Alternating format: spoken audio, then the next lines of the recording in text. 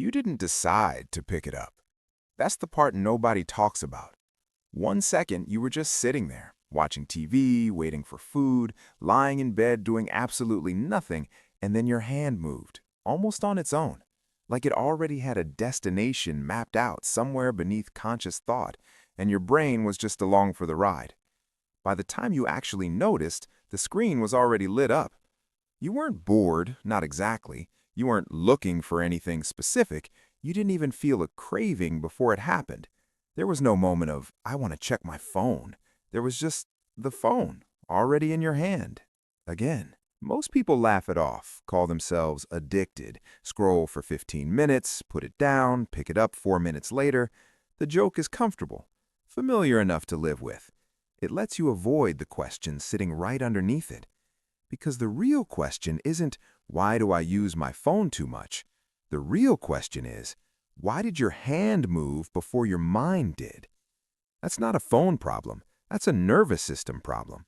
And once you understand what's actually happening inside your body and brain when that hand reaches out, quietly, automatically, without your permission, the whole thing starts to make a strange and almost relieving kind of sense. Here's what most people get completely wrong about this.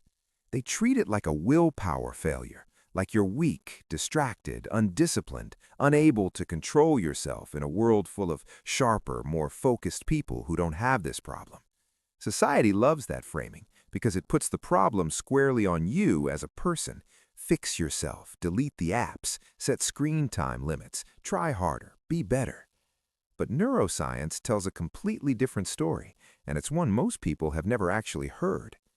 Your brain is not addicted to your phone. Your brain is addicted to something far older than any screen ever built. It's addicted to the loop, specifically the dopamine anticipation loop, a cycle your brain runs not when you receive a reward, but right before you might receive one. The neurologist Kent Berridge spent years carefully distinguishing between wanting and liking inside the brain, and what he found genuinely shook the field. Dopamine doesn't spike when you get the thing you were hoping for. It spikes when your brain believes you might be about to get it. Your phone is the most perfectly engineered wanting machine in human history. Every single time you reach for it, your brain isn't hoping for something extraordinary. It's running a program it has already run 10,000 times before, a pattern that says, reach, unlock, check. Maybe there's a reply, maybe a notification, maybe something new happened in the last 4 minutes since you last looked. The actual reward doesn't even have to come. The anticipation alone, the reaching, is enough to keep the loop fed and alive. This isn't weakness. This is a survival circuit being quietly hijacked by a rectangle in your pocket. And here's where it goes deeper than most people expect. For a lot of people, this pattern didn't start with smartphones. It didn't start with social media. It started much earlier than that, in environments where attention was unpredictable, where love or approval or safety came in scattered bursts rather than as a steady, reliable presence. If you grew up never quite knowing when things would be calm, when the tension in a house would lift, when someone would finally notice you were there, when the next good moment might arrive, your nervous system quietly learned to scan, constantly, alert, waiting for signal, for any shift in the atmosphere that might mean things were changing. Your phone didn't create that pattern. It just gave it a screen to land on. The developmental psychologist Mary Ainsworth spent decades mapping how early attachment shapes the nervous system in childhood. What her research showed was striking. Anxious attachment, the kind that forms in inconsistent or emotionally unpredictable environments, produces a nervous system permanently tuned toward hypervigilance, always scanning, always monitoring incoming information for signs of what's coming next. Not because something is wrong with the person, because that scanning genuinely worked. It kept them oriented. It kept them one step ahead in a world that felt uncertain and hard to read. Your phone is just the most recent version of the window you used to stare out of as a kid, watching for a car to pull into the driveway, watching for a sign that things were going to be okay. Now, here's the part that almost nobody considers, and it might be the most important piece of all of this. The reaching isn't always about distraction. Sometimes it isn't about avoiding life or escaping boredom or numbing out. Sometimes it's about regulation, emotional regulation, the quiet, unconscious management of a low-level internal discomfort that most people can't even name when it's happening. Dr. Judson Brewer, who has spent years studying habit loops and anxiety at Brown University, found that many of our most repetitive behaviors are actually the brain's way of managing internal restlessness. Not big, dramatic discomfort, not crisis, just the soft, persistent hum of unease that lives in the background of modern life. Vague tension with no clear source, a restlessness in the body, a quiet sense that something is unfinished or slightly off. The phone doesn't fix that feeling, but it interrupts it for just long enough that the nervous system gets a momentary break from the noise, and the brain logs that interruption as, "This works, do it again."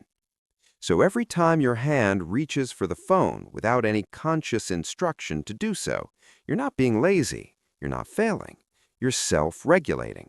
Clumsily and with long-term costs you're only dimly aware of, but you're doing exactly what your brain learned to do when the quiet noise inside gets too loud to sit with. There's no judgment in that. Some people take long drives with no destination.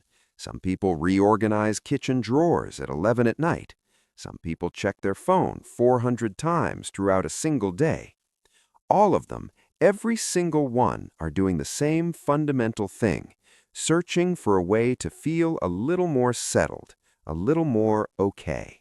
And here is the counterintuitive truth that changes the whole picture. The solution isn't to stop reaching. Fighting the reach makes it stronger. Resistance, Brewer's research shows, actually amplifies the wanting. The dopamine loop feeds on suppression. The more you tell yourself not to check, the louder the pull becomes. What actually works is something quieter and more precise.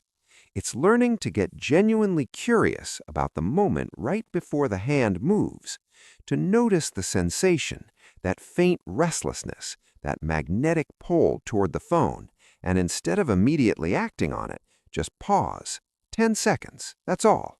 Stay with whatever is actually there in that moment. Name it if you can. Feel where it lives in your body. Tension gathering in the chest, a twitchiness in the fingers, a hollow, slightly uncomfortable feeling just below the ribs that has no obvious explanation. That 10-second pause is not suppression. It's not willpower. It's awareness. And awareness is the only thing that can genuinely interrupt an automatic behavior, because automatic behaviors are designed to run in the dark. They exist beneath the threshold of conscious attention. The moment you shine a light on them, the moment you feel the loop starting instead of just waking up inside it, you are no longer automatic. You're choosing. You don't need an app for this. You don't need a screen time report or a digital detox or a new system. You need one moment of honest curiosity about what you're actually feeling in the second before your hand moves without asking you. Start there. It sounds almost insultingly small, but the research backs it. And more importantly, it works. Not because it fixes the underlying pattern overnight, but because it creates a gap. And a gap is all you need. A behavior you can watch is a behavior you can eventually choose. You are not broken for reaching. You are not undisciplined for checking. You are a human nervous system doing precisely what it learned to do in order to survive a world that often felt like too much, too fast, with too little certainty about what was coming next. That hand has been reaching for something for a very long time. Now you just get to decide what it actually reaches for. If this landed somewhere unexpected for you, there's more where this came from. There's something about the way your brain processes silence and stillness that most people have never been told, and it might quietly explain a few other things about yourself that you've been wondering about for years without quite knowing why.